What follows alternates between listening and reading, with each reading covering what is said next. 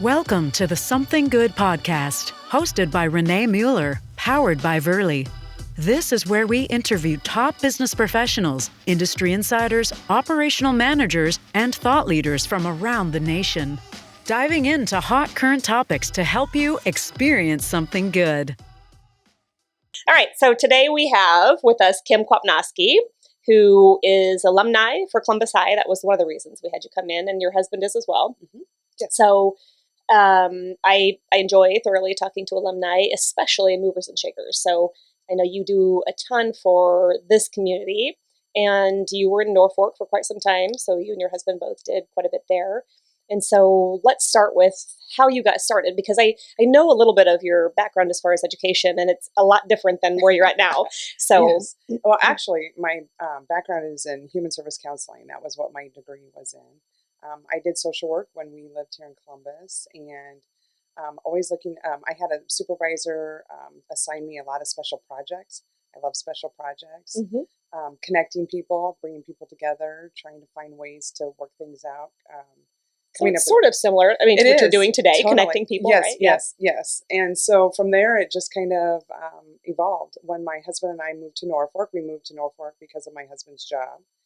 And I got involved, jumped in head first. Sometimes I was like, what am I doing? And can I do this? Figure this out, yeah. Exactly. But I jumped in head first and got involved and did some special projects for the city of Norfolk. And then worked for Midtown Health Center in Norfolk. I was their director. I was challenged to go find money. It was started out. Can you find some money, Kim? Find grants, funding, to make it happen. It was known as a free clinic. And then I had like 2 employees. I grew up from 2 employees to when I left, there were 39. We had a clinic in Norfolk and in Madison, opened a dental clinic, had the behavioral health component. Okay. And then went from about $100,000 budget to a $1.6 million budget. Wow, you grew the budget. Yes. That much. That's incredible. So a lot of it was funding, community help, partnerships, boards, bringing all of that together. And you're familiar with grant writing then, yes, and yes. research on what grants, which I cannot believe how many are out there for everything. Yes, so, yes. Incredible. Yes. Yeah. So, well, awesome. So then back to Columbus when and why? So about 6 years ago, my husband was, looking at other opportunities. Both our parents are here. They're not getting any younger. Yeah. And so we love being close to family. Columbus is a great community. Yeah, it's growing. All the opportunities that are here, we thought would be a great time to move back. And what year was that? So what is 6 years from? I'm sorry, you did say 6 years ago. Yes, 2016. Right. What is 2016, 2017. Yes, exactly. Around in there. Yeah. And I would say, honestly, in the last 6 or 7 years is really when the growth trajectory started to gain momentum, and so, of all the years that I've done this, I really think that the last 5 or 6 for sure has been.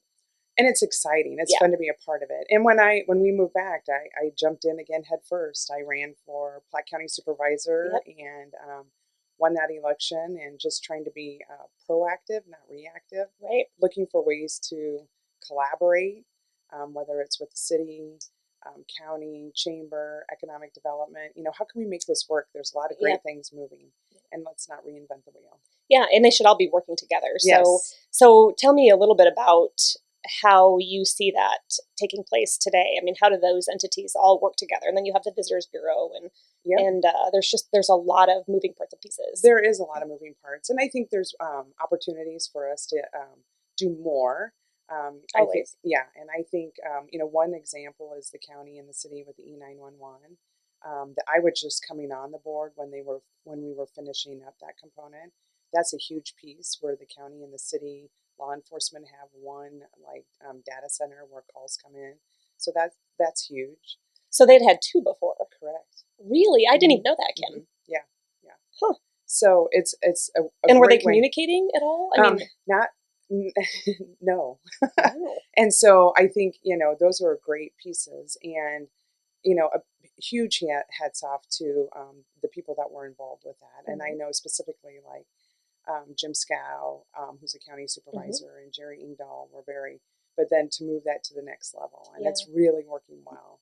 And collaboration is good. Yeah. So. It is, exactly. I mean, things that people probably don't even realize like that. And Safety, and yeah. also, with regard to actually putting Columbus or Platte County on the grid, Right. you look at how ancient some of the networking is. And, Yes. and I mean, yes. I see there's like grants that have come down for building that infrastructure, right? Correct. Correct. Well, and what's awesome is, Platte County was kind of in the forefront of that, and Madison County was asking Platte County how we did that. Really? And so it was good. It's a great piece. And now Madison has just gone to a combined E911 program with Madison County Really? Sheriff and the Interesting. yeah. And I bet you were part of that. Just No, well, they called with yeah, questions. right, Yes, yeah. I'm So another familiar with example those. of just how you're, Correct. connecting those Yes, communities. yes, Yeah. yeah. So, Yeah, it's opportunities. Yeah, looking Yeah. for ways because you can get it done and save money, save tax dollars, save all those things. Yeah. Yeah. And really another way of connecting those communities, when we were at the event for Mike Flood here recently, he had brought up the fact that he's working very diligently along with a few others at getting those state funds in for connecting, say, Columbus and Grand Island and all the way over to Yankton, with 4-lane. Yes. And, looking at when are we going to be done with the 4-lane between Columbus and Omaha, Right. and those are always big topics. So I think that's a really integral part in helping those communities grow as well, because everybody wants fast, easy, right? Correct. And Correct. so Yeah. that's why I think it's difficult, or the growth has been difficult, between Columbus and Grand Island. I mean, Right. you look at just how awful that drive is. I know. So I know. yeah, that's Especially interesting. between after North Bend to Fremont. Yeah, Those, yeah. that 2-lane. So what else is the county working on that? There's always roads. Looking at that. With the ARPA funds, that's monies that came down from the COVID funding. We have some opportunity to partner with different entities in the Platte County area. So how can we get a bigger bang for our buck? So there's some great projects that have been turned in. A lot of it has to deal, of course, there's parameters and specifications for that. Right. And so just going over those, making sure we're dotting our I's and crossing our T's. Sure. But one of that is broadband. Yeah. How can we make broadband more accessible Right. to everybody? Making it affordable, reliable, and because I know we found out real quickly when COVID came how our broadband wasn't right sufficient. Yes, So, exactly. That's something that I'm really passionate about, and working on how we can collaborate. And right now, we're looking at ways to connect, Butler County, Colfax County, all the different counties, NPPD and Loop, they're all at the table. Okay. So just working at, how can we do that? Okay. And do you see, obviously, the boundaries for the city changing? I mean, you're more county, so I mean, Columbus is growing by leaps and bounds. What direction do you see that going, if any? Well, of course, north. Yep. Right. So I think north is kind of where Columbus is growing right now. What's great is we're not really landlocked.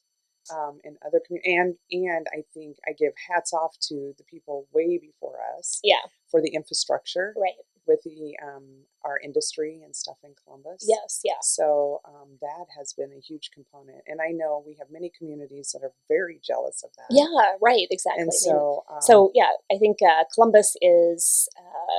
So yeah, I mean, the most industry per capita in the whole state, and you're right, people are jealous of that. And when I hear the stories about how like Becton Dickinson came to be here, and how close they were to going another direction, and just a matter of timing, and maybe not the right people being available to answer their phones at the time, and so it's really always interesting to me to hear that story. Right. And I think although we have a very large blue collar demographic, I also there's so many professionals and so many businesses and so many people looking at expanding their business in Columbus, and it is always interesting to me as well when I compare Columbus with Norfolk. They're sister communities, they're so close together, yet they're so different with so many things. So so yeah, I mean, what are you seeing as, or hearing as, the biggest needs, or what are your constituents telling you that they want to see done? I think a lot of it is accessibility, like broadband. I think that is a huge component. Always roads. There's, infrastructure, making sure that we are continuing to meet those needs. Safety is a huge piece. Yeah. Whether it's fire, law enforcement, those are all big components. Right. That's what, and, you're looking at. So Yeah. lower taxes, of course. And that's always interesting. I mean, I always tell people I don't see a way to lower taxes unless you have more people to pay them, more, spread that debt around. Right. And so we have to have that growth. Right. And that's something, being on Platte County, I've learned a lot in the last 4 years of my, being on the board.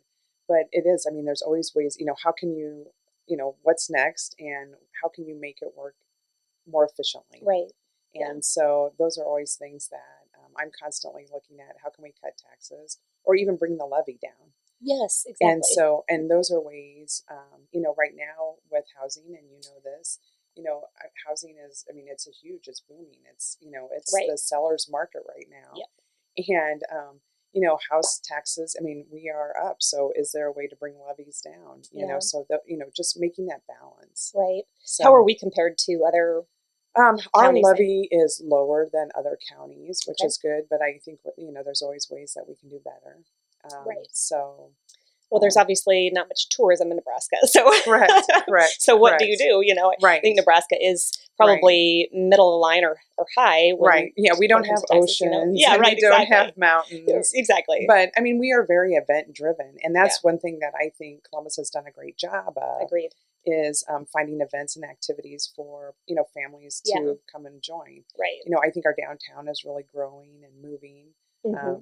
Frankfurt Square, having music outside. Yep. There's having always the dining and the ability to do that outside is a big deal. But young professionals are looking for that. And so we need to really push that. Well, this is exactly right. Talking about the demographic and how do we get that here? I know, the Chambers Initiative, and you and I have talked about this several times. And so, finding a way to get those people here. And I think, again, going back to Mike Flood, he's done a great job with Norfolk. And I look at that downtown and how it was designed and really the views. And I think that's all very helpful. So, but I think we're headed in the right direction. Correct. And housing is not going to go down anytime soon. That demand, I think, the next year, at least 18 months, maybe, that will not change. And so, and with every community, you talk about Norfolk, they have things that, Columbus might have, but we have things that they don't have. And so it's kind of a... Yes, you read, it's so funny because I read the, the little comments here and they're like, oh, well, of course Columbus is getting this, and,